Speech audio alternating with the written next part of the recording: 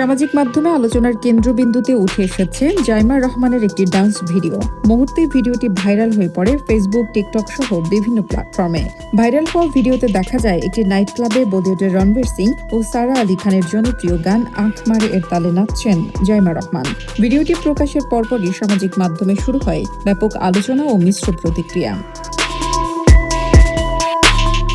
কেউ কেউ বিভিন্ন ধরনের নেতিবাচক ক্যাপশন দিয়ে ভিডিওটি শেয়ার দিচ্ছেন, তবে এর বিপরীতে প্রতিবাদের ঝড়ও কম নয়। অনেকে ভিডিওটি এআই বা কৃত্রিম বুদ্ধিমত্তা দিয়ে তৈরি দাবি করে লিখছেন এটি মূলত ভারতের একটি ভিডিও এডিট করে জাইমা রহমানের নামে ছড়ানো হচ্ছে। প্রতিবাদকারীদের মতে নারীদের চরিত্র হনন ছাড়া এটি আর কিছুই নয়। অনেকে বলছেন জাইমা রহমানের ব্যক্তিগত জীবন নিয়ে এমন নোংরামি কাম্য নয়। তবে প্রযুক্তি বিশেষজ্ঞদের মতে সামাজিক মাধ্যমে ভাইরাল হওয়া ভিডিওটি এআই বা আর্টিফিশিয়াল ইন্টেলিজেন্স দ্বারা তৈরি একটি ডিপফেক ভিডিও। রাজনৈতিক অসৎ উদ্দেশ্য হাসিলের জন্যই মূলত এই ভিডিওটি তৈরি করা হয়েছে।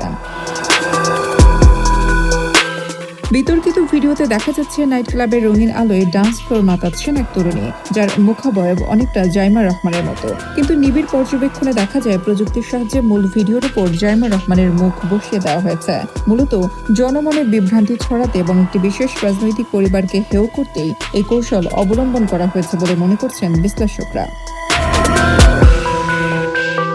নেটিজেনদের একটি বড় অংশ এই ঘটনায় তীব্র নিন্দা জানিয়েছেন। অনেক ব্যবহারকারী লিখেছেন এটি যারা বিশ্বাস করেন তারা আসলে নাদান শিশু। এআই দিয়ে এভাবে একটি মেয়ের ইজ্জতহানি করার কোনো মানে হয় না। অন্য একজন মন্তব্য করেছেন রাজনীতির বাইরেও মানুষের আলাদা জীবন আছে, এসব নোংরামি করে তা নষ্ট করা ঠিক নয়। বিশেষজ্ঞরা সতর্ক করে বলছেন বর্তমানে এআই প্রযুক্তি ব্যবহার করে নিখুঁতভাবে ছবি বা ভিডিও পরিবর্তন করা সম্ভব। তাই যেকোনো স্পর্শকাতর ভিডিও শেয়ার করার আগে তার সত্যতা যাচাই করা জরুরি। বিশেষ করে রাজনৈতিক প্রেক্ষাপটে এ ধরনের অপপ্রচার সাইবার ক্রাইমের আওতায় পড়ে। এ বিষয়ে এখনও জাইমা রহমান বা তার পরিবারের পক্ষ থেকে আনুষ্ঠানিক কোনো বক্তব্য পাওয়া যায়নি। তবে ভিডিওটি যে প্রযুক্তিগত কারসাজি তা ক্রমেই স্পষ্ট হচ্ছে সাধারণ ব্যবহারকারীদের কাছে।